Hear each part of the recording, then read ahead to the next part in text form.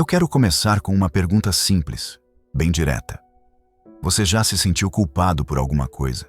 E depois ficou pensando, será que isso é pecado mesmo? Ou foi só assim que me ensinaram? Eu não estou falando isso para provocar. Eu estou falando porque isso acontece. E eu sei que em algum momento essa dúvida já passou pela sua cabeça. Eu não vim aqui para atacar a sua fé. Eu não vim aqui para atacar a igreja. Eu só quero olhar com você, com calma, a diferença entre duas coisas. O que Deus realmente chamou de pecado e o que foi virando pecado com o tempo, por costume, por tradição, por medo ou até por uma tentativa de proteção. E deixa eu alinhar uma coisa, antes de continuar. Isso não é um vídeo de tudo pode, não é isso, nem perto disso. Eu acredito em santidade, eu acredito em transformação. Eu só não acredito em colocar nas costas de alguém um peso que Deus não colocou no texto. Eu vou começar com exemplos bem práticos e eu vou te pedir uma coisa enquanto você me ouve. Não tenta decidir se você concorda ou discorda de cara. Só acompanha o raciocínio comigo, porque em todos os exemplos a pergunta é a mesma. Isso é pecado porque está no texto ou isso virou pecado por tradição? Exemplo 1. Beber vinho. Eu quero que você note uma coisa importante. A Bíblia condena a embriaguez. Isso é explícito. Você vê isso, por exemplo, quando o texto manda não se embriagar e quando alerta que isso destrói a vida e derruba o caráter. Efésios 5:18 é um texto bem direto.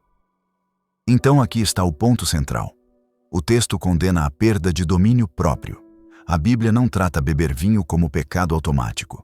Se fosse pecado em qualquer medida, em qualquer contexto, o texto teria dito isso de forma direta, como ele diz sobre outras coisas. E mais, existem passagens em que o vinho aparece como algo permitido em contexto comum e até usado em orientação prática. 1 Timóteo 5:23 é um exemplo claro disso. Então, biblicamente, a linha não é bebeu, pecou. A linha é: isso te domina? Isso te faz perder sobriedade? Isso destrói sua responsabilidade. Percebe a diferença?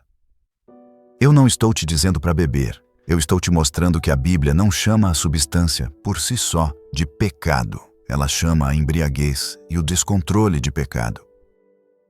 Exemplo 2. Descanso e lazer. Aqui tem uma confusão muito comum. Tem gente que aprendeu que descansar é pecado, ou que lazer é sinal de frieza espiritual. Só que a Bíblia não trata descanso como pecado. Ela trata descanso como parte do ritmo da vida. O próprio início do relato da criação mostra um padrão de descanso. Gênesis 2:2-3. E quando Jesus está com os discípulos, existe um momento em que ele chama para descansar. Marcos 6:31. Então, biblicamente, descanso não é o problema. O problema aparece quando o descanso vira fuga, quando o lazer vira idolatria, quando o prazer vira o centro. E isso é uma diferença enorme. Porque uma coisa é descansar para voltar com equilíbrio.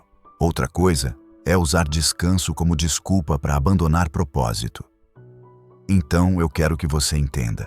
A Bíblia não diz descansar é pecado. Ela confronta o coração quando o descanso vira fuga e quando o prazer toma o lugar de Deus. Exemplo 3. Roupa e aparência. Esse aqui é sensível, porque muita gente foi cobrada nisso. A Bíblia fala sobre modéstia, sim. Ela fala sobre não viver para a aparência, sim. Mas ela não cria um manual fixo de roupa, cor, corte e estilo, como se santidade fosse uniforme. Quando o texto toca nesse assunto, ele puxa o foco para coração, intenção e postura. 1 Samuel 16:7 é um texto bem didático nisso. E quando Paulo orienta sobre vestimenta, ele está falando de decoro, bom senso, equilíbrio, não de uma lista universal de proibições estéticas. 1 Timóteo 2:9-10 é um bom exemplo. Então, biblicamente, o pecado não é usar tal coisa automaticamente. O pecado é quando a aparência vira idolatria, quando a vaidade domina, quando a intenção é seduzir pelo orgulho, quando o coração está preso na aprovação. Ou seja, a Bíblia não mede santidade por tecido, ela mede por caráter. Exemplo 4. Ter dinheiro, querer prosperar, crescer na vida. Tem gente que foi ensinada a pensar que dinheiro é sujo, que prosperar é pecado, que querer melhorar de vida é falta de espiritualidade. Só que a Bíblia não trata dinheiro como pecado. O que ela condena é o amor ao dinheiro, é a idolatria, é a ganância, é a injustiça. Então, o problema não é ter, é servir. Porque você pode ter dinheiro e continuar humilde, e você pode não ter nada e ainda assim ser dominado por ganância. Percebe? Exemplo 5. Namorar e sentir atração. Esse aqui precisa de maturidade. Tem gente que aprendeu que sentir desejo já é pecado. Mas a Bíblia não trata a existência de atração como pecado automático. O que ela confronta é cobiça, objetificação, adultério no coração, descontrole. Existe uma diferença entre sentir atração e escolher alimentar isso de um jeito que te domina. Eu não estou suavizando santidade, eu estou sendo honesto. A luta bíblica é contra o domínio do pecado, não contra o fato de você ser humano. Exemplo 6. Ir a um lugar específico. Esse aqui é muito comum. Tem gente que aprendeu: se eu entrar em tal lugar, eu pequei, como se o chão tivesse poder espiritual. Só que pecado, biblicamente, é intenção e prática do coração.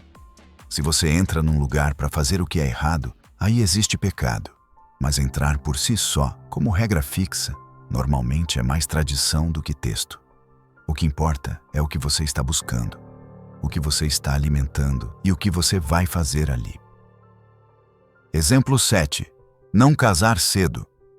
A Bíblia não trata casamento como obrigação universal para todo mundo. Então, a pessoa que não casou ainda não está automaticamente em pecado. O que importa é como ela vive com integridade, com pureza, com responsabilidade. Exemplo 8. Mulheres usarem calça, brincos, cabelo solto, essas coisas. Isso aqui é muito comum. Em muitos lugares, isso virou regra cultural, mas não é apresentado como pecado automático na Bíblia. O que a Bíblia confronta é a intenção, ostentação, sensualidade intencional, vaidade dominadora, orgulho. Mas peça de roupa em si não é o centro do texto. A Bíblia chama de pecado o que ela chama de pecado. Onde ela não chamou, você não precisa inventar peso. Mas você também não vive sem consciência. Você vive com maturidade, intenção, domínio próprio, fruto, consciência e amor.